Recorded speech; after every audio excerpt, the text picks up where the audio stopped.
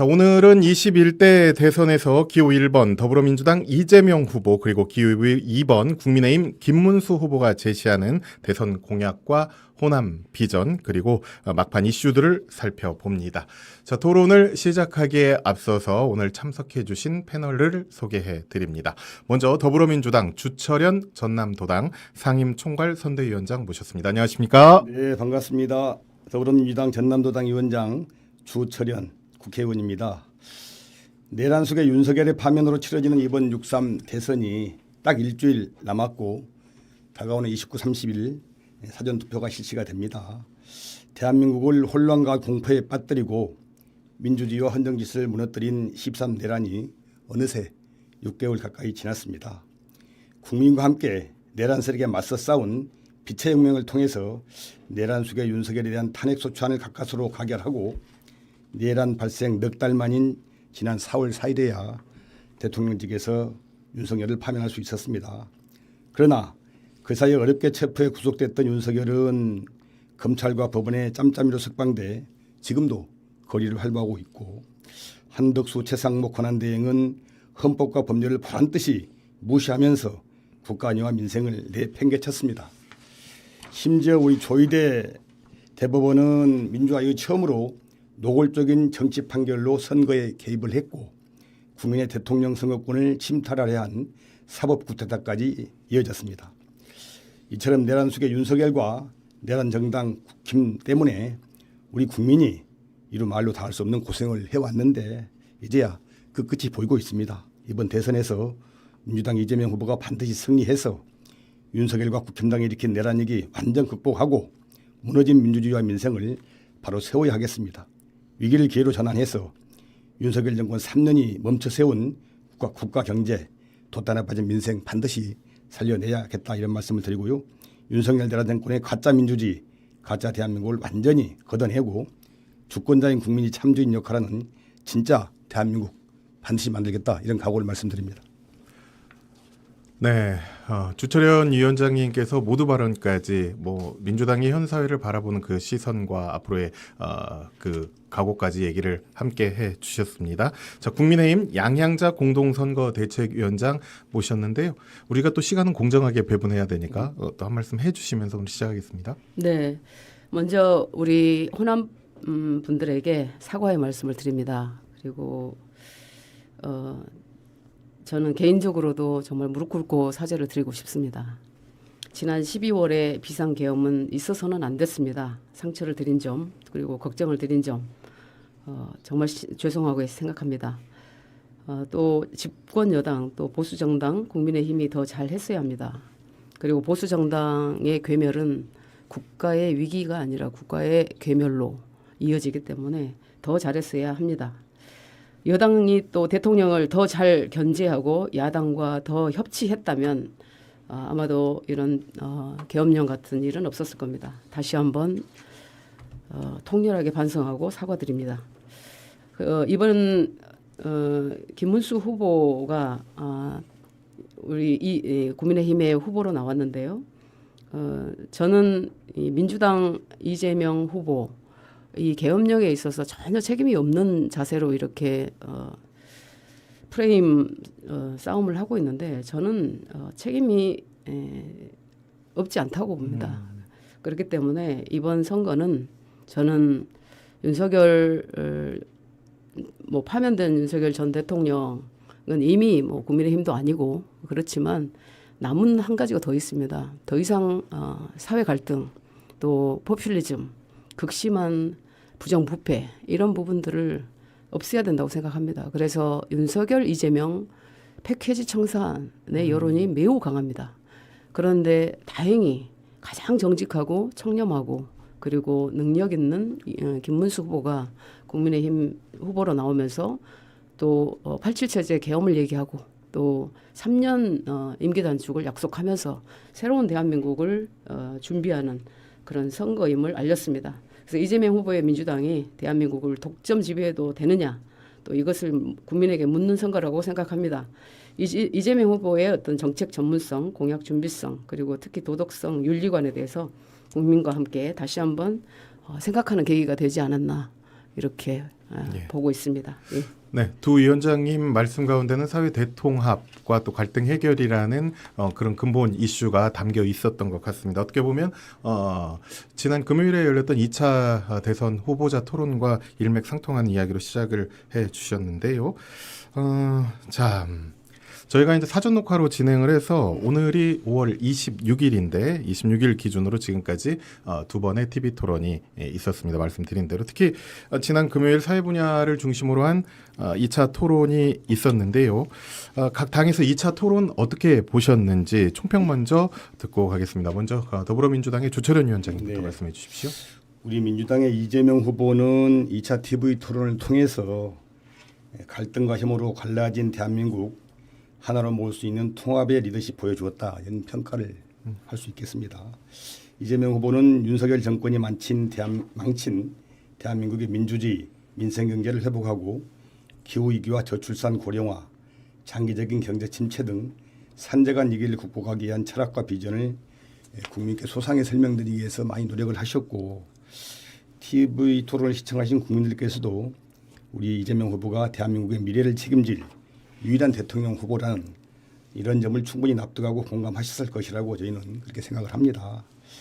다만 국민들께서 대통령 후보 간의 치열한 정책 대결을 기대하셨을 텐데 우리 김문수 후보께서 TV 토론 내내 허위사실을 유포하고 이재명 후보를 비방하는 인신공격에만 매달리면서 국민들의 눈살을 찌푸리게 만든 것은 매우 안타깝고 또 유감스럽게 생각합니다. 이미 검증이 끝난 의혹들이라든지 철진한 흑색 선전으로 소중한 TV 토론 시간을 낭비하는 김문수 후보 모습에 우리 광주전남 시민들께서 도시민들께서 실망이 컸었고 역시 국민 대표에게 총뿌리를 겨누고 주권을 찬탈하려는 내란 수계를 비유하고 옹호하는 후보답게 기대할 것도 없었다. 이런 평이 좀 많았었다는 말씀을 드립니다. 우리 이재명 후보는 이와 같은 근거 없는 흠집 4개에도 흔들리지 않고 차분한 태도로 정책 비전을 제시하면서 우리 사회를 통합할 방법에 대해서 진지하게 소통하고 또 소통하려고 노력을 했고 그런 의미에서 좋은 평가를 받지 않았냐 이렇게 생각을 하고요. 내일 마지막 27일 토론에서는 보다 생산적이고 그런 또 건설적인 담론과 경쟁으로 이어져서 국민 여러분이 현명한 판단하는 데 도움이 되었으면 좋겠습니다. 예. 저 국민의힘 양행자 위원장님은 어떻게 보셨습니까? 저는 단언컨대 이재명 후보가 대통령으로 당선되면 사회적 갈등이 완화될 거라고 보여지지 않습니다. 더 극한 어떤 정치 대립 그리고 이념 갈등 이게 심해질 것이라고 보고요. 이번엔 토론회에서는 세 후보, 네 후보죠. 네 후보의 어떤 정책보다도 서로 비방하는 내용들이 그렇죠. 상호 좀 비방이 너무 많았습니다만 많았습니다. 예. 왜 그렇게 할 수밖에 없었느냐면 결국 이재명 후보의 어떤 도덕성이라든지 그리고 유능함으로 나타내던 그 모든 것들이 이 선거를 통해서 다 허구라는 것이 나타났기 때문에 그런 부분에 있어서 이제 짚어 나가는 우리 김문수 후보의 어떤 그 전략이었다라고 보고요. 그리고 김문수 후보가 잘했다라고 보여지지만 이재명 후보도 뭐 이렇게 그 다음으로든 저는 잘했다고 보고요. 좋은 말씀 네, 서로 네, 이제 네. 예, 오늘 왜냐하면 좋습니다. 이제 예. 그 이준석 후보 같은 경우가 이제 단정하고 지식 자랑하고 뭐 시비 걸고 네. 말꼬리 잡고 이런 부분들이 아마 이재명 후보께는 굉장히 아픈 부분이었을 것 같습니다. 그래서 지금 긴장하고 계시는 것 같은데요.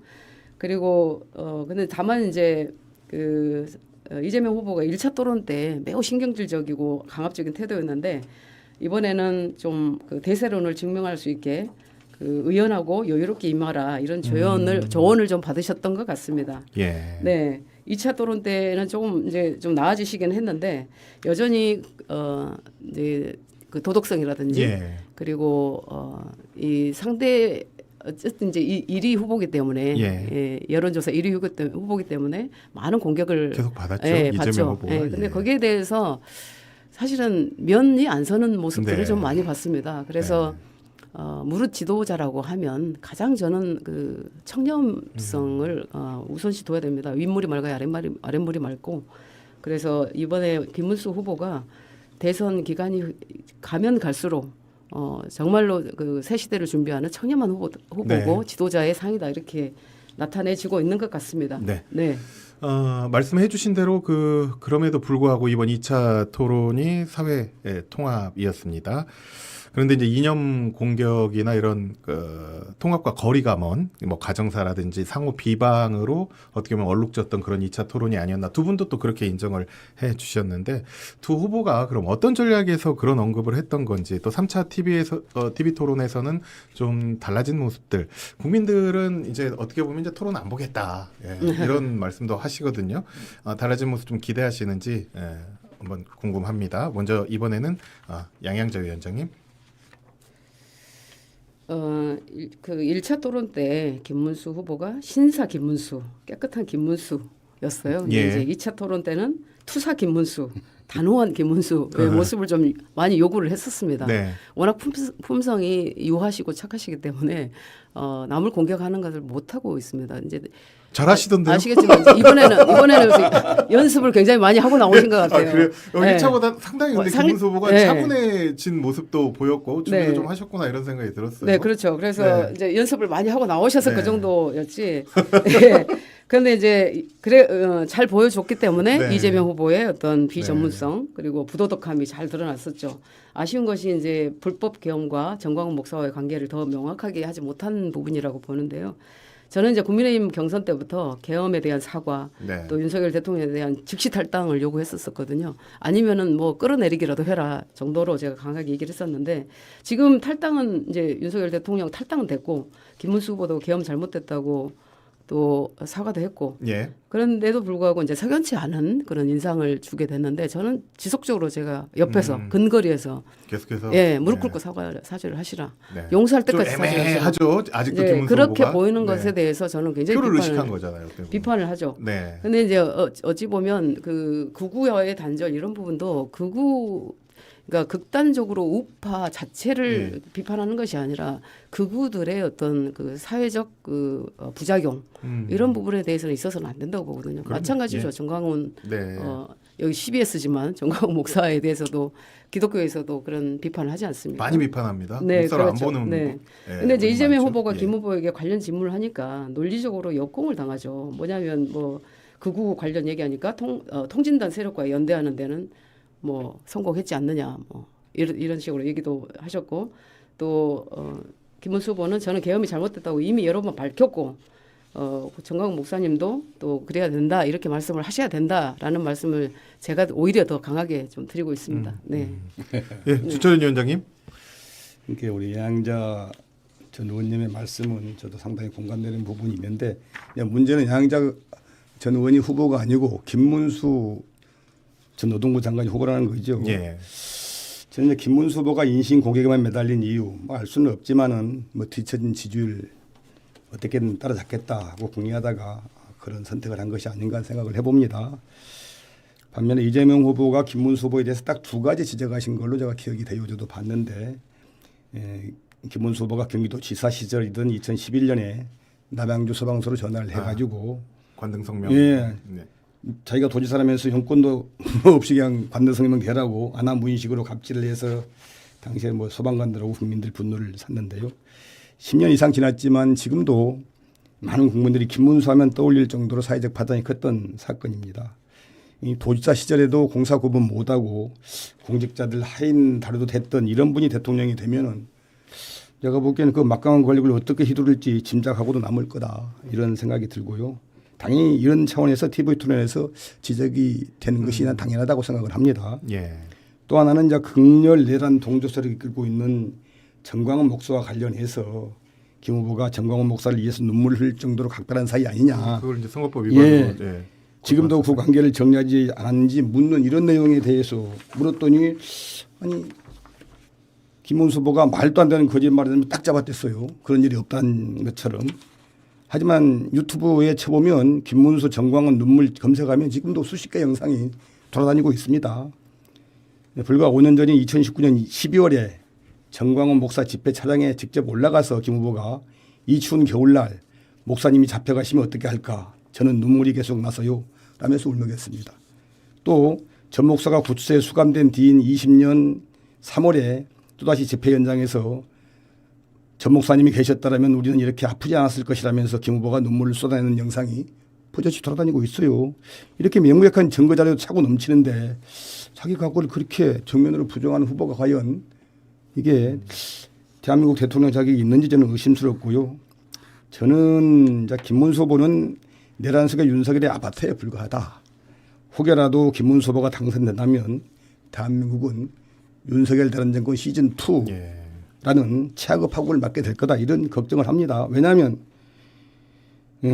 김문수 후보가 내란 동조 세력 우두머리인 정광훈 목사를 위해서 눈물 흘릴 만큼 특별한 관계 유지해 왔고 그 관계를 아니라고 했잖아요. 아니 관계를 네. 유지해 네, 그렇게 아니 보고 뭐 싶으시겠죠. 그런, 네, 네. 아니 그 그런데 사실들이 올라가셔서 실지 네. 그 모든 동영상이 것을- 가거란 말입니까? 동영상이 허위란 말입니까? 그 모든 것을 다 하더라도 아니 그건 동영상이 허위라냐고 물어보는 거잖아요. 그건 아니잖아요. 그렇죠, 이제. 그건 사실인데 네. 팩트에 대해서 여기에 대해서 말도 없이 그냥 청산한다는 말도 않고 그러고 계시는 거고요. 또 김문수 후보는 이제 정광훈 목사와의 관계에서도 그렇지만은 이제 국무위원으로서 윤석열 내란을 저지하기는커녕 국회 본회의장에서 모든 국민들이 일어나서 사과를 했는 일이 있었는데 그때 김문수 후보 혼자서 끝까지 사과를 거부를 했어요. 그런 부분 지금 이제 양희자 위원장님께서 아니 네, 계속해서 옆에서 네. 도와주시는 아니 이제 여기 양양자 우리 의원께서 하시는 말씀이고 후보는 네. 더구나 또 계엄선포권 대통령 고유 권한이라 그래서 네. 윤석열 탄핵에 노골적으로 반대하고 또 지난 1차 TV 토론에서도 윤석열 12.3 내란 사태 우두머리인 점 인정하냐 했더니 아직까지 재판 중이지 않냐라면서 또 엉뚱한 답변을 하셔서 국민들의 분노를 샀습니다. 그래서 저는 이제 윤석열 우리 임명한 노동부 장관으로 제기를 했는데 이 김문수 후보 윤석열 아바타 2가 분명하고 이런 분이 대통령이 되게 되면 또 다른 내란 계엄 저는 당연히 예상되고 걱정이 되지 않을 수 없다 이런 말씀을 드리고 싶습니다. 저희가 이제 그 CBS 매거진 월간 토론 대선 이슈와 관련한 토론으로 진행하고 있는데 이제는 이제 그 비전 토론으로 좀 네, 한마디만 이어가- 말씀드릴게요. 네, 예, 한마디만. 예. 물론 이제 여러 후보들이 뭐 완벽할 수는 없습니다만 저는 사람 근본은 변하지 않는다고 생각을 합니다. 그래서 김문수 후보가 공격한 게 지도자가 되어 국민을 통합하려면 가정부터 통합돼야 되는데 이 후보는 형님을 뭐 정신병원에 강제 입원시키려다가 형수님에게 욕설까지 하고 다투지 않았나 이제 이런 말씀들을 속에서 저는 사실은 여성으로서 있지 않습니까? 욕설 논란을 들으셨습니까 혹시? 들으셨습니까 우리? 저도 듣긴 들었습니다만은 네, 괜찮습니까? 그 과정을 쭉 설명을 했잖아요. 과정 설명할 수 있죠. 그러니까 김문수 후보의 이 정광훈 목사도 과정을 설명할 수가 있는 거예요. 예. 그러니까 그래서 저는 설명을 안고 계시고 지금도 그걸 부인하고 계시잖아요. 그런 일이 없다라고 하니까 이건 거짓말이 나는 거죠. 근본이 바뀌지 않는다라는 말씀을 드리고 그리고 진짜 대한민국을 외치는데 사실 알고 보니까 진짜는 김문수였다라는 거죠. 노동운동을 하셨던 것부터 광주 5.18에 오셔서도 민주화 운동을 누구보다도 하셨던 분 보고 그리고 검사 사칭한 거, 총각 사칭한 거 그리고 비리 정치인들 예전에 그 토론에서 했던 말씀들은 이제 네, 그만하시고 네. 예, 그래서 비전으로 그런 부분들을 비전 공약 근본으로 따지고 보면 이재명 후보도 사실은 윤석열 후보 대통령 못지않게 함께 좀 국민 앞에 이게 자랑스러운 모습으로 나오셨으면 좋겠다. 이런 국민들이 좀 많습니다. 자꾸 그게 우리 국힘당의 단골 메뉴인데 단골 메뉴가 아니라 양비론을 사실은 걸면서 같이 정리하자 이렇게 말씀을 하시는데 당연히 그렇죠. 왜냐하면 윤석열 정권 2년 반 동안 정말로 문재인 정권은 그럼 잘했습니까? 수백 번 압수수색 네. 제1야당 후보에 대해서 수백 대선 번 후보에 대해서 대선 그런 후보- 정권이 어디가 있었어요? 그러면 저는 이렇게 역대 말씀드립니다. 민주화 이후 아니 그런 정권이 있었냐고요? 제가 그렇게 검사 말씀드려요. 출신인데 아무리 대선 후보지만 역대 대선 그래도 후보나 제1야당 저희 그 대표 개인으로 돌아가가지고 그런 일이 제가 좀 없었어요. 중재를 국민 하도록 앞에 하겠습니다. 떳떳하게 예. 나오셔야 된다. 떳떳하게 저한테 나오고 과거가 그렇습니다. 아니라 아니, 예, 네네. 현재와 미래를 바라보는 그런 25년 검사하셨는데 선거가 그게 그렇게 뭐- 노골적으로 네. 제1야당 대표 그래서 대권 그렇게 후보를 방탄 그- 후보의 아니, 방탄을 네. 하고 계십니다. 오늘- 그런 이 후보를 시간은 그렇게 노골적으로 네. 정치적 탄압하고 조작수하고 대선과 부적수한 관련해서 전례가 그러니까요. 자, 없었어요. 그렇게 하시면 그게 윤석열 정책을 정권이고 검증하는 바로 국힘당이 품격 있는 있습니다. 지금 3명이 다 다른 얘기를 하는 예, 아니 그래서 그렇게 아니, 말씀하시면 저는- 정말 아니 네. 저는 아니 그러니까 저도 잘 그렇게 아실 얘기하는 거면서, 거예요. 저는 잘 제 아실 거면서 개인의 그렇게 얘기가 한번 아니라 지금 네. 그 두 분 마이크를 후보는- 꺼드리도록 하겠습니다. 네, 후보는 자, 있지 않습니까? 품격 있는 시사 토론으로 함께 가도록 자랑스러운 하겠습니다. 모습으로 예. 나오려면 토론 어느 정도의 대선 이런 후보가 그 의견도 되려면 있어야 되지만 적어도 예. 깨끗한 시간이 많이 모습으로 지났습니다. 나오시라 이거예요. 네. 지금 이게- 나오실 게 아니라 아직 네. 젊으시니까. 자, 네. 그 마이크가 정말 저 두 분 마이크가 꺼져 있었어요. 계속 진행하도록 네, 네. 하겠습니다. 사법 이슈 끝나고 나오시라. 네. 네. 지금 시간이 거의 뭐 20여 분 이상 지났기 아유, 때문에 자기들이 앞으로 토론하겠습니다. 정치적 1번 질문 하나 있습니다. 더 이상 저기- 방탄의 모습을 안 네. 보였었으면 좋겠습니다. 우리 주철현 표적 수사에서 검사장님. 자, 아니 맞아, 정치적 검사장 탄압 표적 아니구나. 수사에서 네. 제일 야당 후보 제가 대선 진행하도록 후보를 하겠습니다. 재판장에 지금 세워놓고 유튜브를 보시는 끝나고 나오라고 분들 그렇게 제 말이 얼굴밖에 안 됩니까? 보여요. 지금- 양심이 있으면 그렇게 말하면 안 되죠. 자, 양심이 여기까지 있으면 하시고. 그렇게 말하면 아니 안 우리 됩니다. 주철현 제가 다른 건 몰라도 이 부분은 정확히 네. 알기 때문에 말씀드리는 거예요. 양심 네. 있으면 아니 양영자 의원님께서 그렇게 말씀을 자, 깜짝 이제 놀랐어요. 이어가도록 하겠습니다. 이제 저는 아니, 저도 그랬습니다. 저도 정말로 그랬습니다. 보통 의혹을 정치 받아서 잠깐만요. 그렇지만, 네. 보통 정치인이 우리 이재명 후보처럼 일개 검찰청 검사와 수사관 동원해서 딱 6개월 수사하게 되면 다 감옥 갑니다. 근데 이분 2년 반 수사해도 1원도 안 나왔잖아요. 1원 나왔습니까? 대신 주변에 6명, 7명이 죽었죠. 아 그러니까 네. 죽은 게 문제가 아니고 안 아유, 나왔잖아요. 됐습니다. 계속해서 네. 그런 정치인이 없었어요. 네. 그러면 정책과 공약을 가지고 이야기하는 시간으로 그러면 자 이제 깨끗하단 CBS 말을 매거진 어떻게 이야기를 합니까? 주철현 위원장님 예. 저 그렇게 말씀하시죠. 지금 1번 질문 끝났습니다. 아니, 난 다른 건 몰라도 이 자. 부분 알기 때문에 드리는 말씀이고 저도 이 저도 당했기 때문에 드리는 2차 말씀이에요. 저도 토론에서 당했습니다만 그래서 네, 마이크 깨끗하게 좀 하고 나오라는 꺼 얘기입니다. 주시고요. 예. 예. 네, 네. 예. 계속해서 그 도돌이표가 되니까 예. 예, 이어가도록 하겠습니다. 자, 이번 2차 토론에서 기후위기를 두고도 이야기가 많았습니다. 각 후보가 완전히 다른 그 처방을 제시했는데, 이재명 후보는 윤석열 정부가 재생에너지 산업을 탄압해서 재생에너지 산업이 많이 위축됐다. 이렇게 또 재생에너지 산업을 완리백으로 활용한 거라든지 풍력이나 조력, 예, 신재생에너지 산업을 확대할 필요가 있다고 언급을 했고요. 이에 김문수 후보는 문재인 정부의 탈원전 정책으로 원전 생태계 완전 무너졌다. 원자력 발전 비중을 앞으로도 더 확대하겠다, 더 안전하다 이런 말씀까지 했어요. 거기에 조금 이제 우려를 하는 부분은 이게 그 원전은 폭발 사고는 없지 않았느냐 이랬는데 이건 이제 자연재난에 의한 그런 뭐 폭발이나 이런 건 있었지 실제로 그냥 안전하지 않아서 폭발한 적은 없어. 근데 이거는 조금 이제 위험하다라는 그런 의견도 조금 있긴 했었습니다. 이 부분에 대해서 또 어떻게 생각하시는지 양행자 그 위원장님부터 한 말씀 해주시죠. 사실 이제 그 이재명 후보의 AI 첨단 산업 그 정책에 대해서 이렇게 많이 봤죠. 그리고 이 에너지 정책에 특히 이제 제가 말씀을 좀 드리고 싶은 게 에너지 고속도로 구축을 2030년까지 서해안에 구축하겠다. 그리고 2040년도에 한반도 전역으로 확대하겠다. 또 AI 기반 진행형 전력망 구축, 분산형 재생에너지 효율적으로 송별전하겠다. 뭐 이런 말씀들을 하셨단 말입니다. 그런데 저도 호남 출신으로서 재생에너지의 보고는 사실은 광주 전남이에요, 전남. 전남이죠. 그러니까 예. 해상 풍력과 또 지상 태양광이 굉장히 그 중요한 네. 지역적 어떤 우리가 에너지를 에너지 정책을 할 수 있는 좋은 지역이다 이렇게 그렇죠. 말씀을 예. 오래 전부터 해왔습니다. 그래서 이런 부분들은 이제 그 이재명 후보의 뭐 재생에너지 확대한다라는 것도 좋은데 햇빛바람 연금제도도 있고요. 근데 지금 AI 혁명의 시대에 전력 문제가 훨씬 더 빠르게 문제가 되고 있습니다. 그래서 우리 대한민국의 정책은 그러니까 어떤 호남 지역의 재생에너지는 좋지만 양손 전략을 가져가야 된다 이런 말씀을 드립니다. 그래서 곧 이재명 후보가 그렇게 얘기하지 않았나요? 두 분 다 네네. 똑같아요. 두 분 다. 네네. 그러니까 이제 그런데 아시다시피 반도체 산업이 뭐 AI든 데이터든 바이오든 예. 2차 전지, 배터리, 뭐 커머스, 뱅킹, 자율주행 자동차 모든 모빌리티까지 해서 이제 반도체 산업이 가장 중요한데 그 반도체 산업이 전력을 어떤 전력을 쓰냐 기저 전력이 네. 가장 스테이블한 흔들림 없는 우리가 이제 뭐 플럭추에이션이라고 그러는데 이제 그런 전력을 필요로 하는데 갑자기 탈원전 정책을 해버리면 이 산업을 할 수가 없어요. 근데 우리가 이제 대한민국이 북유럽 국가나 또 다른 여타 선진국처럼 지정학적으로 어떤 위험한 국가가 아니면 또 기술적으로 우리가 예를 들면 네덜란드처럼 ASMR 하나로 전 세계를 완전히 좌지우지하는 나라가이면 모르겠지만 결국 우리 대한민국은 반도체라는 기술로 AI 산업도 확장해 나가야 되는데 갑자기 탈원전을 해버리면 그 전력을 어떻게 쓰냐 이거죠. 그래서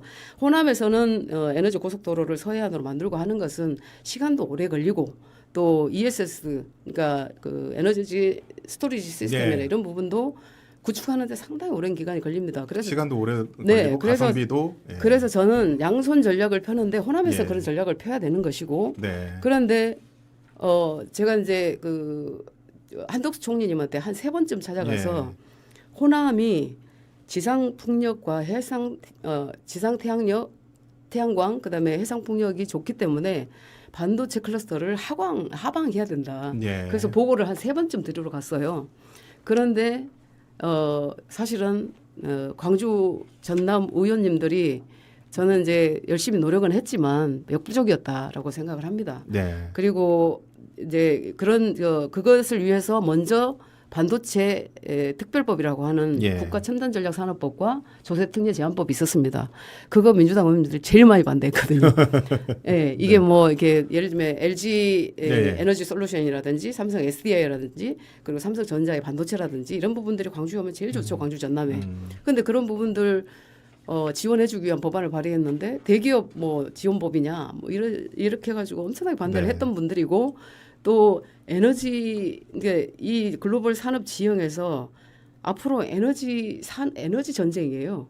그런데 그 에너지 전쟁에서 우리는 에너지가 없지 않습니까? 예. 그런데 너무나 시간 오래 걸리고 그래서 우선은 김문수 후보가 원전 확대를 해야 된다. 대형 원전 6기 추진을 해야 된다. 그리고 소형 모듈 원자로 우리가 얘기하는 SMR도 상용화해야 된다. 예. 그리고 전기 요금이 또 인하돼야 되는데 산업용 전기가 이제 절반 이하로 좀 깎아줘야 된다. 왜냐하면 우리 대한민국이 국가 간 전쟁에 있어서 반도체밖에 없어요. 예. 우리가 무기로 쓸 수 있는 것은 지금은 그렇기 때문에 기업하기 좋은 어떤 전력 환경을 만들어야 된다. 그게 예. 우리 호남에 가장 필요한 거고요. 그리고 원전 확대를 통해서 고전력 짧게 기반의 부탁드리면 다른 질문들이 예, 많아서 뭐 이제 예. 안정적으로 이렇게 예. 하자라는 건데 저는 이제 그때 제가 대선 경선에서도 AI 산업을 이야기하면서 전력에 대한 이런 구체적인 방안이 없어서 네. 제가 그런 것도 다 허구도 하고 퍼포먼스도 했습니다만 찢는 네. 퍼포먼스도 했습니다만 에너지 정책만큼은 우리가 힘을 모아야 된다고 저는 네. 생각을 합니다. 네. 네. 주철현 위원장님. 네, 뭐 저희들도 뭐 신한 햇빛연금에서 확인됐듯이 바다와 농지가 풍부한 전남, 풍력, 영농형 태양광 등 다양한 재생에너지 자원의 보고가 있기 때문에 이런 것들을 활용을 해서 전남을 재생에너지 허브로 만들어야 된다 이렇게 총괄적으로 이제 공약을 했고 광주는 AI 또 허브로 만들겠다 이렇게 크게 공약을 하셨어요. 전남에서 이미 6기가와트 재생에너지 발전소 용량 지금 가동되고 있고요. 총 한 444기가와트의 잠재적 용량도 갖고 있다고 그래요. 탈원전을 해도 전력 용량에는 부족함이 없다 이렇게 말씀하시는 그런 것은 아니고 저희가 탈원전이라는 말씀을 자꾸 네. 쓰시는데 탈원전이라고 하셨지 않습니까? 문재인 정권 때부터. 아니 제가 탈원전을 하면서 문재인 정부가 뭐 신규 원전 건설 중단, 노원전 수명 연장 예. 중단을 했지 있는 원전을 저희가 없앤 것은 아니지 않습니까? 이재명 후보도 그런 얘기는 했죠. 아니고 안전성을 담보하는 범위 내에서 충분히 활용하겠다 이렇게 말씀을 드렸고 또 아니 의견이 비슷해요. 차이가 없어요. 근데 이게 근데 말하는 붙이는 차이가 좀 것이지. 있는 것 같아요. 예. 아니, 실제 문재인 정부에서 원전 가동률이 오히려 2017년 71.2%였는데 20년 75.3%로 이게 오히려 가동이 왜 늘었거든요. 그럴 수밖에 물론 없죠. 예. 네. 그래서 저희들이 이제 원전을 뭐 근본적으로 반대하는 것은 아닌데 국제적인 기준이라든지 또 우리가 수출로 먹고 사는 이런 나라니까. 원전도 수출하는 시대니까 예. 우리나라 원전 아니 근데 안전성은 뭐, 예. 그래서 이제 재생에너지 중요한 네. 것이고 네. 특히 광주 전남을 재생에너지 AI 신재 뭐 허브로 만들겠다 이런 네네. 이재명 후보의 공약을 했던 것이고요. 뭐 크게 차이가 저는 없다고 봅니다. 네. 앞으로는 또 재생에너지가 또 주가 돼야 되기 때문에 태양광이나 예. 예, 이런 부분들이 뭐 어떻게 보면 뭐 두 분의 이야기가 조금은 뭐 일맥상통하지 않나 이런 생각을 해봅니다. 예, 조금. 그렇습니다. 근데 이제 예. 지금 세계적인 네. 추세를 보면 사실 아리백에서 CF100으로 가지 않습니까? 그러니까 카본 프리로 그렇다는 얘기는 또 그만큼 전 세계적으로 에너지가 정말 네. 중요하다는 거고 미국도 트럼프가 원전 확대 정책을 폈어요. 그에 대해서 어떻게 생각하시는지 저는 되게 궁금하더라고요. 그 이제 그 후보님들이 나중에 네, 네. 공약에서 네, 네. 얘기해 주시고 우리가 또 지역 공약도 아, 얘기해야 예, 되니까 할 예, 얘기가 예, 많아서 예, 예. 자 아무튼 이제 2차 토론까지 보면서 우리 시민들도 또 도민들도 국민이 어떤 후보를 선택할지 점점 더 마음의 결정이 이제 내리고 있을 겁니다. 중도층이 이제 어느 정도 결정을 내린 상태예요. 각종 여론조사에서도 보면 먼저 지금 판세로 봤을 때 민주당과 국민의힘에선 이번 뭐 선거 투표율 또 득표율 어느 정도 예상하고 계시는지 먼저 양영자 위원장님부터 민주당의 호남 투표율을 얘기하시는 겁니까? 아니면 뭐 전체 투표율도 전체 얘기해 투표율이요? 주시고 네네. 호남 투표율 득표율도 다 이렇게 좀 한번 예. 네, 저희는 아주 오만하지 않고 이제 압도적으로 밀어달라 이런 말씀을 참 많이 하시거든요. 그렇죠. 압도적이라는 말씀에는 오만함이 좀 들어 있습니다. 근데 저희는 태생적 어떤 선거에 어려움은 있습니다. 예. 그럼에도 불구하고 후보 경쟁력에서 압도적이기 때문에 예, 저희는 뭐 50% 이렇게도 얘기 안 하고 정확하게 45.6%로 성공하고 싶습니다. 네. 45.6%를 얻어서 성공할 것 같다. 투표율은 어느 정도로 보세요? 전국 투표율? 전국 투표율은 지난해 네. 그전 네. 비교해 보면 77.2%, 77.1% 정도 네. 됐지 않습니까? 이번에도 비슷하게 저는 나올 상당히 거다. 높이 네. 나올 거라고 생각을 하고 네. 77%에서 80% 가까이 나오지 않을까 광주 싶습니다. 전남 그 득표율을 어느 정도로 보세요? 저는 광주 전남 득표율도 어제 이제 뭐 제가 여기 광주 전남 공동 선대위원장이면서 이렇게 선거를 네. 해보면 과거에는 해봐야 안 된다 이런 네. 약간 뭐라 그럴까요? 패배주의가 좀 있었습니다. 이제 보수 정권이 네. 그런데 분위기가 바뀌었어요? 분위기가 좀 많이 바뀌고 있다라고 보여지고 어제 제가 광주 처음 딱 내려와서 첫 번째 만난 예. 어르신께서 정말 광주는 안 바뀐다 이런 말씀을 그 자조적인 목소리를 해주시던데 그런데 이재명은 집안 관리부터 좀 잘 하고 나왔으면 좋겠다 이런 말씀도 하시고 어르신 말고 다른 분은 안 만나셨어요? 아니요 많이 만났습니다. 청년들도 많이 만났습니다. 그리고 네. 청년 정책에 있어서 이제 김문수 후보가 압도적으로 왜냐하면 일자리가 존엄한 어떤 삶을 예, 영위하게 예. 하는 중요한 것이기 때문에 광주 전남을 보면 사실은 자영업자가 굉장히 많지 않습니까? 그리고 힘들죠. 소상공업 근데 커피 120원 얘기하고 거북섬 얘기하고 또 노쇼 경제학 얘기하셔가지고 후보 입 리스크 때문에 아마 지금 한 7% 이상 이렇게 예, 깎이고 야. 있는데 저희는 더 진솔하게 해서 호남은 저는 30% 목표를 하고 있습니다. 30%. 그럼에도 불구하고 상당합니다. 네네. 네. 3배 정도 예전 대선에 비해서. 근데 가능하다고 보여지고요. 네. 저는 그 새미래민주당, 저도 이제 민주당에서 최고위원 선거를 2번 해서 이제 선출직으로 예. 됐습니다만 전국에 있는 새미래민주당도 또 이 호남에 있는 그 민주당 분들도 소위 말하는 비명 행사하신 분들이 이제 지지를 소극적 지지에서 지금 적극적 지지로 돌아서셨다. 그래서 한 30%를 목표로 하고 뛰고 있습니다. 네. 자, 주철현 위원장님은 어떻게 조롱하십니까 지금? 아니 그건 아니고요. 네. 저희들이 이제 뭐 통계에서 나와 있듯이 97년 15대 대선 때 김대중 대통령이 당선되셨는데 그때 투표율이 80.7%더라고 전국 투표율이. 네. 그 이후 전국 투표율이 80% 넘어간 일이 없었던 네, 낮아졌죠, 것으로. 계속해서. 3년 전 대선 때는 77.1%, 또 2017년 우리 문재인 대통령 될 때 77.2%그 정도였는데 이번 저희들이 이제 뭐 도당 선대위, 전남도당 선대위 또 여수 지역 선대위 구성하면서 보니까 이때까지 선대위에 참여하지 않던 4대 종단의 대표들이 선대위 공식 공동 선대위원장으로 들어오셨어요. 깜짝 놀랐습니다. 우리 종교가 중립 아닙니까? 정치 중립인데도 불구하고 도저히 이 상황에서 가만히 있을 수 없다 그래서 뭐 불교, 물교, 개신교, 천주교 이렇게 다 들어와셔서 허중을 보고 정말로 분위기 우리 지역의 광주 전남의 시도민들께서 절실하게 정말로 이게 정권 교체 또 예. 새로운 우리 민주당 정권을 원하고 계시구나 이런 걸 느꼈고요. 저희들로서는 이제 뭐 아까 우리 양 기자님께서 말씀을 드렸습니다마는 3년 전 대선에서는 우리 이재명 후보에 대해서 전남에서는 81.1% 예. 투표에 86.1%를 지지를 보냈고 광주는 81.5% 투표에 84.8% 지지를 비슷한 흐름이었어요. 예, 보냈는데 광주 전남이 그 당시에. 예, 이제 그럼에도 졌습니다. 그럼에도 불구하고 저희가 그래서 이제 모아달라. 져서 네. 이번에는 좀 더 우리가 네. 전남이 더 열심히 해야겠다. 당시에 왜 졌냐. 결국 광주 전남에서 하나 되지 못했기 때문에 특정 후보 때문에 그래서 졌다. 이렇게 이제 판단을 내리고 이번은 좀 올려서 더 좀 많은 지지를 받으려고 생각하고 있습니다. 하지만 이제 문제는 뭐 대선이라는 게 어디가 있습니까? 선거는 끝날 때까지 끝난 것이 그래서 이제 아니고 몇 프로 정도 이게 딱 단정 짓기는 어렵지만 그래도 청취자 여러분은 이게 궁금합니다. 네.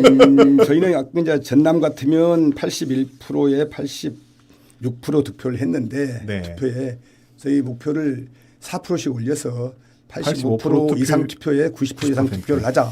이걸 목표치로 정했습니다.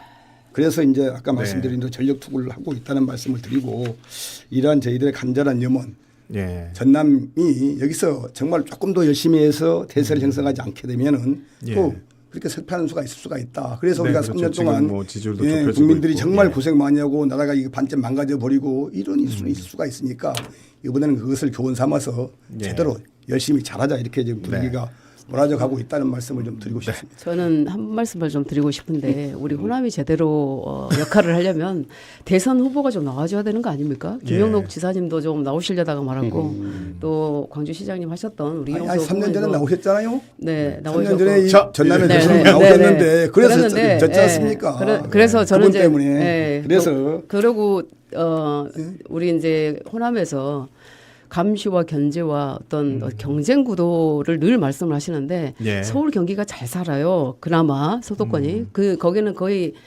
경기도도 의회가 50대 50. 또 국회의원도 예. 이번에는 압도적으로 민주당이 많습니다만 그래도 경쟁 구도가 돼야만 지역이 예. 좀 변화한다라고 말씀드리고 80% 그 이야기는 주면 뭐 뭐 어느 합니까? 정도 뭐 80% 일리는 있지만, 80% 예. 주면 뭐 합니까? 광주가 못 사는데 전남이 못 사는데 아니 저는 그래서 그런 이를 말씀을 못 좀 살게 드리고 된 근본적인 이유가 네. 보수 정권 때문이었다는 근본적 전 반성과 보수 정권은 저는 보수 정당이 사과가 있어야 한다고 생각합니다. 바로 그러니까 그렇기 때문에 저희들이 지금 이렇게 뭉칠 수밖에 없었던 것이고 네. 하고 김대중 대통령, 박정희 한번 좀 대통령 들어보도록 될 하겠습니다. 때는 그때는 오히려 네. 전남에서 표가 더 왜 많이 그때 나왔어요. 못합니까? 왜 그렇게 그러니까 못합니까, 그러면? 왜 그러면서 그렇게 박정희 못합니까? 뽑아줬더니 어쨌습니까? TK 중심으로 수도권 중심을 발전시키고 전남 아니, 완전히 소외시켰잖아요. 소외시킨 게 아니라 그런 반성적 고려해서 전남의 우리가 모든 의원이 다 민주당 아니, 의원입니다. 그런 반성적 고려해서 김대중 광주도 중심으로 모든 뭉쳐서 의원이 했던 거고. 민주당 의원입니다. 그동안 뭐 하셨습니까 그러면? 아니 예. 네. 그러면 그래서 공약 우리가- 이야기를 해보겠습니다. 그래서 그리고 우리가 유능한 후보를 대선 후보가 모셔왔지 않습니까? 나와서 좀 네. 활동을 하시고 주철원 네. 의원님도 그렇게 좀 예. 네. 아니 제가 보기에 양자 의원님 같이 유력한 이렇게 유능한 분이 네. 전국적 지명도가 있는 분이 왜 이 지역 정당 뿌리치고 딴 데 가서 우리 저러고 친구가 아니라 계시는지 민주당에서 모르시겠어요. 저를 제명 의결하신 거예요. 다 그러니까 그럼에도 불구하고 좋게 좀 얘기를 하시죠. 우리. 참으셔야 되는데 뭘 그 사이를 못 참습니까? 참고 가서 자, 그러면 이제 여기서 이제 상호 인신 공격이 가면 안 됩니다. 후보들 말고 안타까워요. 이야기 그런 이야기를 어려보다 검수 검수완박 법안도 네. 그렇습니다. 공약 이야기 한번 검수한박은 예전 이야기고 공약 이야기 지금 시간이 없어요. 이제 호남 공약도 얘기해야 되니까 양당 후보가 제시하고 있는 1번 공약을 한번 살펴보겠습니다. 먼저 이재명 후보의 1번 공약에 대해서 주철현 위원장님께서 말씀해 주시겠습니까? 전남은 신재생에너지 허브로 광주는 AI 허브로 예. 만들었다고 했는데 구체적으로 보게 되면 대한민국을 세계를 선도하는 경제 강국으로 만들겠다 이렇게 약속을 네네네. 했어요. AI 등 신산업을 집중 육성해서 새로운 성장 기반을 구축하고 K 컨텐츠 지원을 강화해서 글로벌 빅5 문화 강국 예. 실현하겠다. 이를 위해서 우선 인공지능 대전환을 통해서 AI 3강으로 도약할 것이다. 또 AI 예산 비중을 선진국 수준 이상으로 정액하고 민간 투자 100조 원 시대를 열겠다. 또 AI 데이터 센터 건설을 통해서 AI 고속도로를 구축하고 국가 혁신 거점 육성하고 AI 시대를 주도할 미래 인재 양성도 예. 주력하겠다 이렇게 했고요. 또 대한민국 미래 성장을 위해서 글로벌 소프트 파워 빅5 문화 강국 실현할 것이다. 이게 이제 광주 중심입니다. 또 K컬처의 글로벌 브랜드와 통해서 문화 수출 50조 원 달성하자. 문화예술인의 촘촘한 복지 환경 구축하자. 장작권 보장하겠다 이렇게 예. 약속을 했고 K방산도 국가 대표 산업으로 육성하겠다. K방산 수출 증대를 위해서 컨트롤타워 신설하고 방위사업청의 역량 강화하겠다. 국방 AI 등 R&D 국가 투자 확대하고 또 방산 수출 기업의 R&D 세제 지원도 네. 하겠다. 그리고 국가 첨단 전략 산업에 대한 대규모 집중 투자 방안도 마련하는데 대표적으로 국민 펀드를 조성을 해서 일반 국민과 기업의 투자금에 대해서 소득세, 법인세 감면 등 과감한 세제 혜택을 부여하겠다 이렇게 약속을 했습니다. 네. 자, 김문수 후보의 공약은 어떻습니까? 공약은 일본 공약은 사실 기업하기 좋은 나라입니다. 기업하기 좋은 나라가 돼야지 일자리가 나오는 거고 네. 아까 말씀드렸지만 광주 전남은 특히 자영업자 소상공인이 많고 그분들 중에 전체 대한민국에서 그 세금을 신고한 분들이 영혼을 신고한 분들 70%가 넘는다고 그래요. 네. 그 정도로 어렵거든요. 예. 자, 우리 주철현 의원님께서 말씀하신 그런 공약들 지난 10년간 거의 비슷해요. 제가 봤을 때는. 그리고 김문수 후보가 낸 공약도 사실은 비슷합니다. 그렇죠. 다 비슷해요. 네. 다 AI 인생, 생태계 경제 편의점 살리자. 주성. 네, 예. 다 비슷한데 이제 저는 김문수 후보가 경기도에서 실행했던 그런 일자리에 대해서 저는 강조를 드리고 싶은 게 예. 사실 경제가 중요한데 결국은 첨단 산업에서 이게 창출되는 일자리만이 존엄한 일자리가 됩니다. 예. 왜냐하면 이제 사라지는 일자리는 일자리가 아니고 예. 앞으로 계속 만들어지는 일자리이기 그렇죠. 때문에. 그래서 미래 경제가 첨단 네. 산업이 좌우하고 그래서 반도체 AI 공약이 이제 핵심이 되고요. 또 산업 발전은 보수 정당의 국민의힘이 강점 분야이고 김문수 후보가 또 도지사 시절에 이재명 지사보다 월등히 많은 산업 성과를 냈다라는 말씀을 드리고요. 특히 당시 도지사 시절에 글로벌 금융 위기였습니다. 그런데도 불구하고 삼성전자 평택단지 100조 투자를 이끌어냈어요. 예. 그게 불가능할 것이라고 다들 했는데 700번을 제가 회사에 있었지 않습니까? 700번 이상을 찾아옵니다. 그래서 그런 그 투자를 이끌어내고 예. 그다음에 판교 테크노밸리를 완성하고요. 예. 해외 투자 23조, 일자리 87만 개. 당시 대한민국 일자리 절반에 가까운 일자리를 경기도에 만듭니다.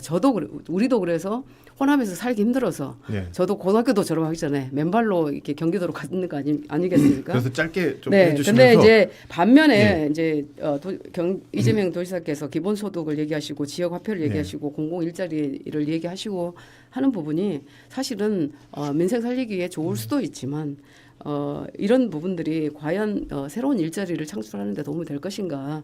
그리고 말씀하신 그런 공약들이 정말 실현이 됐으면 좋겠어요. 저도 국가 AI 데이터 센터 뭐 2단계 사업 예. 또 해야 되고 하기 때문에 그런 부분에 있어서는 그러면 노력을 이어갈게요. 해서 함께 했으면 좋겠습니다. 네, 네네. 이어갈게요. 그러면 네네. 호남의 미래 비전을 제시하는 그런 공약들은 뭐가 있겠습니까? 방금 다 얘기를 해주셨지만 여기 네. 덧붙여서. 저는 지금도 있지 않습니까? 대한민국이 사실은 그 실리콘 기판 위에서 일어나는 모든 산업이에요.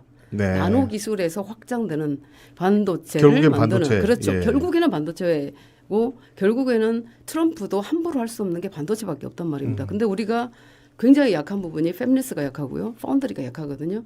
근데 앞으로의 수요는 시스템 반도체 예. 훨씬 많이 필요하고 특히 우리 기아 자동차가 있는 호남은 네. 그래서 자율주행에 들어가는 미래 자동차에 들어가는 그런 법안도 제가 3개를 냈는데 민주당 반대로 거의 네. 무산돼 버렸습니다만 그래서 앞으로도 이 재생에너지 개통을 안 깔아도 되지 않습니까? 여기는 PPA도 가능하고 그러기 때문에 용인 지금 산단 원삼과 남사가 지정이 됐습니다만 그 다음은 사실은 파운드리 사업도 여기서 해야 된다. 그리고 시스템 반도체도 AI가 있기 때문에 이쪽에 첨단산업 클러스터를 만들어서 네. 그야말로 하방해야 된다. 근데 네.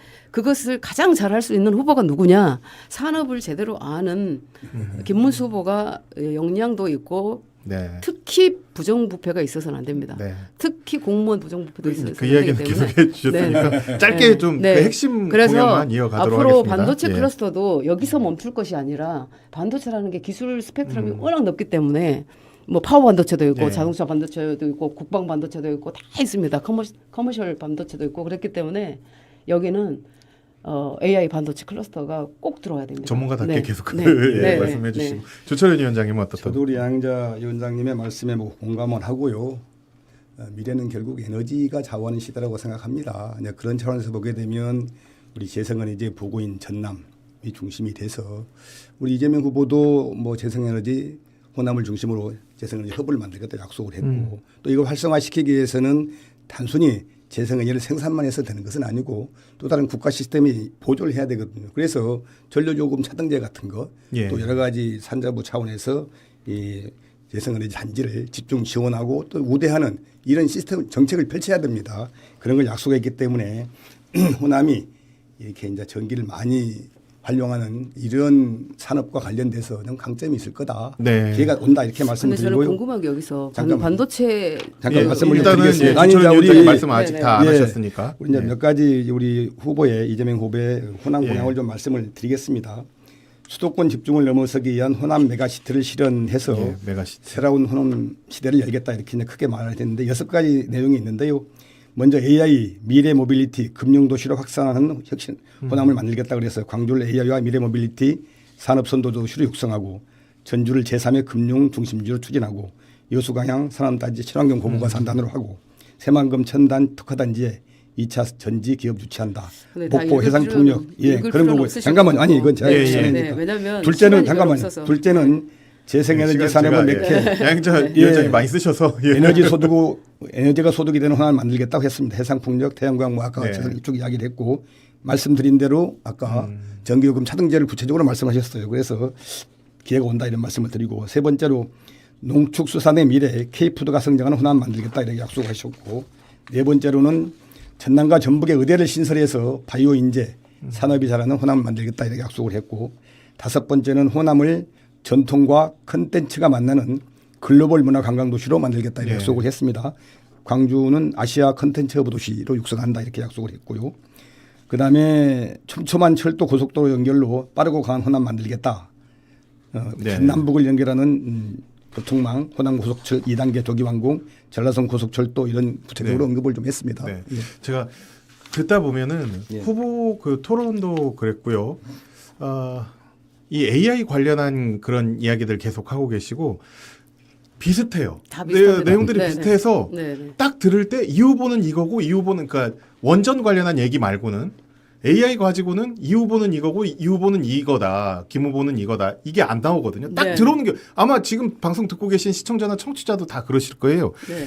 예, 뭐 구체적으로 재원은 100조라는 재원 두 분 다 공약을 하셨는데 어떻게 마련할 것인지, 인재 양성은 어떻게 할 것인지, 또 이를 위해서 일자리 창출은 어떻게 할 것인지, 또 더 나아가 지역 균형 발전은 네. 이를 통해서 어떻게 이뤄갈 것인지 이런 뭔가가 없어요. 딱 들어오는 거 일자리 이 부분에서 이거, 예, 또 여기에선 이게 좀 있었으면 좋겠는데 이 부분에 대해서도 한 말씀 해주시겠어요? 제가 네. 말씀하겠습니다. 그러니까 이제 사실 가장 궁금한 게 광주 전남이 그때 반도체 클러스터 유치하려고 굉장히 노력을 했었거든요. 그거 어떻게 됐습니까? 계속 하고 있나요? 글쎄 그건 진전이 좀 없는 것 같고 우리 왜안 양 될까요? 의원님이 네. 계속해서 좀 노력을 해주셔야 네, 되는데 그렇게 하겠습니다. 안 계셔서 조금 그랬고요. 저는 이렇게 말씀드리고 싶어요. 네. 결국은 제가 할 공약이 같더라도 네. 결국은 누가 주인의식 제대로 가지고 실천할 오지를 가지고 것인가. 실천하는 그렇죠. 문제인데 근데 우리가 과거에 예. 보수 네, 말씀을 정권 많이 하셨으니까 보수 그다음 정권 제가 호남 부분 하겠습니다. 전혀 안 했지 않습니까? 네. 그래서 하겠습니다. 네, 알겠습니다. 우리는 민주당 양자 정권 많이 위원장님. 들어서야 된다 네. 이렇게 10년 내내 네. 비슷하고요. 저는 네. 봤을 때 그리고 제가 이제 그 공약을 안 받겠습니까? 그런데 진짜 실천이 문제인 것 같아요. 민주당은 그렇게 밀어주지 않습니까? 이게 호남에서. 예. 그러면 변화가 있어야죠. 근데 왜 여전히 청년 유실률은 1위고 왜 여전히 지방세는 제일 꼴찌고 GDP 제일 꼴찌고 이렇습니까? 제일 꼴찌인지는 다시 한번 확인을 해봐야 됩니다만. 네. 그래서 말씀드립니다. 민주당은 사실은 AI 첨단 산업에 대한 의지 없어요. 지금까지. 그리고 최우선 순위가 아니죠. 이재명 후보가 선거 초반에 강조하지 않던 또 기본소득 정책을 또 슬며시 가지고 나옵니다. 그런데요, 기본소득 좋습니다만 대한민국의 어떤 어떤 국제적 어떤 상황에서 보면 국가 간 긴장 네. 상태에서 보면 기본소득으로만은 불가능하다 이런 말씀을 드리고 그리고 국가의 AI 투자 예산은 사실 4조밖에 안 됩니다. 4조밖에 안 되는데 이것을 어떻게 할 건지는 이제 앞으로 더 재원, 예. 마련하실 거라고 보고 그런데 국민의힘이 이제 첨단산업 관련 의지가 훨씬 강합니다.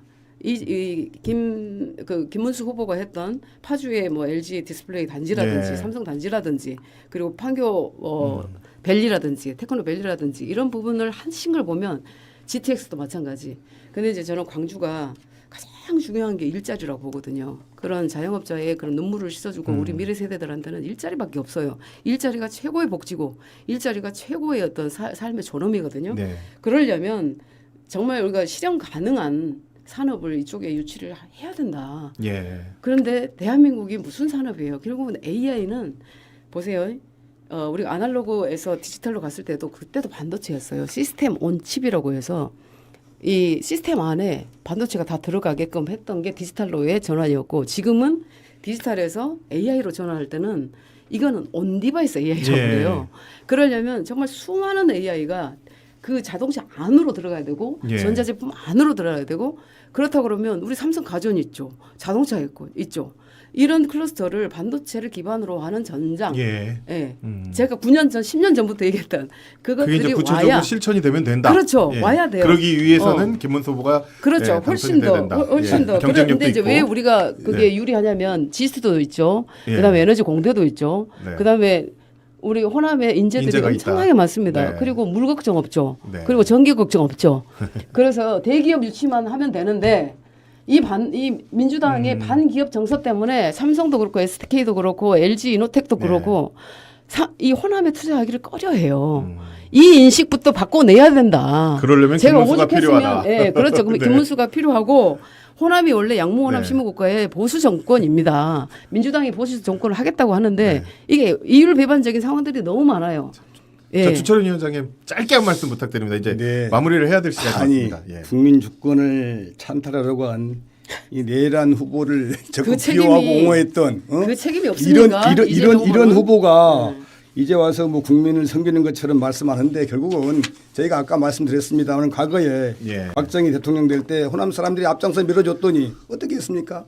결국은 사람의 문제고 지역의 정치의 문제고 또 지역 정치인이 잠깐만요. 문제죠. 네, 이 맞습니다. 국가의 예산과 이게 재화를 분배하는 건 정치권입니다. 결국은 네. 힘싸움인데 결국엔 지금은 그렇죠. 힘싸움인데 지금 거대한 호남을 기반으로 한 전남을 기반으로 한 민주당과 영남을 기반으로 한 이 국힘당 싸우고 있는 거예요. 저희가 국힘당 득세하게 되면 국힘당이 경북, 경남에 투자하지 오겠어요? 그건 말도 안 되는 말씀을 그래서- 자꾸 사실인 것처럼 하십니까? 민주당에- 지역 감정을 이렇게 예, 하는 그렇죠. 건 안 됩니다. 민주당이 예, 엄청 자제해 많이 주시고요. 밀어주지 않습니까? 예. 호남에서 얼마만큼 더 그래서 밀어줍니까? 지금 죽게 하면 살기로 네. 싸우고 있지 않습니까? 네. 그렇지 예. 않습니까? 이제 그래서 두 분 그만 싸우시고 거기에 좀 같이 전남에 같이 우리 해야죠. 한영자 의원님 예. 같이 좀 가자 이런 말씀. 당연히 세대 같이 해야죠. 화두에 대해서 또 얘기를 네. 해보면 네. 공공의대 신설에 대해서 네. 윤석열 정부에서 이제 뭐 거의 도장 찍을 뻔했는데 예. 아직도 요원합니다 실은 예. 의대 신설에 대해서도 얘기해 보면 지금 의정 갈등을 어떻게 해결하면서도 목포대 순천대가 의대 신설을 조건으로 해서 통합을 하지 않았습니까? 네. 예, 어떻게 이제 통합의대를 설치할 것인지 구체적인 그 방안에 대해서 예, 양양자 위원장님부터 말씀해 주시겠습니까? 저는 이제 모든 문제가 정치적으로 해결해야 될 문제들이 많습니다. 근데 우리가 법적으로 너무 법에 의해서 뭘 하려고 하다 보니까 안 되는데 계획은 누구나 세울 수 있죠. 그리고 누가 실행하느냐 문제인데 국민의힘이 전남 의료의 의료 인프라 강화를 위해서 목포대와 순천대 이제 의과대를 신설하는 방안을 양 당이 다 똑같이 그렇게 제안을 했죠. 그런데 의료계와의 협의 없이는 불가능한 일입니다. 그래서 의료계와의 협의를 통해서 의정 갈등을 일단 해소를 해야 돼요. 그리고 지역 의료 수요에 맞는 교육 과정을 또 개발해야 됩니다. 이제 그런 지역 의료 서비스를 향상시켜 나가겠다. 이제 이런 말씀들은 아마 똑같이 드리고 있는데 예. 결국은 민주당과 어떤 그러니까 국민의힘과 민주당과 국민의힘이 이건 협력하지 않으면 불가능한 일이다. 그럼요. 이런 예. 이것도 있습니다. 그래서 저는 지금도 우리 호남 분들에게 말씀드리고 싶은 게 저는 사실 정당을 초월해서 일을 하는 사람이라고 저는 말씀드렸는데 네. 결국 이런 부분에 있어서는 정치력을 발휘할 수 있도록 이렇게 도와주십사. 그러려면 진짜 올 민주당 의원들이잖아요. 예. 시장도 도지사도 의원도 그다음에 시구 의원도 대부분이 다 민주당이잖아요. 거기서 일이 잘 이루어지지 않습니다. 저는 예. 그렇게 생각을 합니다. 그래서 저는 이제 초월해서 뭐 국민의힘 반도체 위원장도 하고 그랬습니다만 저는 민주당이 원하는 일도 다 할 거예요. 이게 지역에 필요한 일이면. 그래서 너무 이렇게 이념적으로 지역적으로 이런 것을 이게 나누지 않고 AI도 그렇고 그렇습니다. 의대 문제도 그렇고 네, 협력할 네. 부분은 당연히 네, 협력해서 저는 해야 민주당에 된다. 있으면서도 아마 이 정부를 네. 제일 많이 찾아갔을 거예요. 그때 네. 윤석열 정부를. 예. 네. 자. 한 번이라도 찾아가 보셨는지 모르겠습니다. 주선혜 위원장님. 다른 분들은. 예. 아니 네. 의대 문제와 관련돼서는 지난 총선을 앞두고 우리 윤석열 당시 대통령이 와서 그냥 전남 동서북권 싸움 붙여놓고 예. 재미 봤죠. 본인이 정말로 해지할 의사가 있었다면은 의대 정원 2,000명 정원할 때 배정을 했어야죠. 예. 그게 전혀 그냥 정치적으로 던져놓고 재미만 보고 총선 때 얻으려고 하고 의원들이 날파간 해야지, 수밖에 그거는. 아니죠. 저희가 요구를 했는데 안 해줬죠. 구체적인 그래놓고 계획을 얘기해 주시죠. 그래놓고 이제 와서 과거 딴 말고. 말씀하시면 안 네. 되고요. 아니 저도 계획을 하십시다. 예, 네. 이제 그래서 전남권 의대 신설 국립의대 신설 필요하고 네. 저는 아니 동북권 서북권에 2개의 상급 종합병원 설립이 필요하다고 생각합니다. 네. 그것이 지금 하나의 바라는 학교, 두 개의 병원. 하나 학교든 2개 학교든 하여튼간에 네. 의대보다는 더 시급한 것이 양 지역의 도민들이 원하는 게 네. 양 지역의 상급 종합병원 의료 서비스 질 향상이라는 말씀을 드리고 네. 이와 관련돼서 아까 뭐 똑같이 저희들도 의료인들과 실질적인 협의가 없는 그런 의료 계획이라든지 의사 정원이라든지 네. 이런 건 불가능하다. 근데 이재명 그런데 특히 여러 사람들의 의견을 듣고 합일점을 찾아서 정책을 만들고 추진하는데 탁월한 능력이 있는 분이기 때문에 네. 잘 할 것이다. 저는 이렇게 말씀드리고 싶습니다. 예. 이제 답변을 조금 짧게 해 주십시오. 예. 이제 뭐 각종 여론조사 보면 상당히 많이 붙었습니다. 예, 네. 지지율이 네. 많이 붙었고 이재명 후보와 김문수 후보의 지지율 차이가 그렇게 이제 한 자릿수대로 들어오는 그런 여론조사들이 많은데 이재명 후보는 1위를 지키기 위해 또 김문수 후보는 막판 또 역전 뒤집기를 하기 위해서 뭐 이제 열흘도 남지 않은 이 선거 기간 일주일 남았는데요.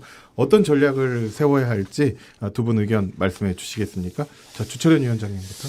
글쎄 뭐 대세로는 저희 처음부터 뭐 없다는 이런 마음가짐으로 지금까지 겪어온 것처럼 뭐 주권자 국민을 낮은 자세로 잘 우리가 섬기고 또 세게 듣고 잘 모시도록 최선을 다하겠다 이렇게 말씀을 드리고요.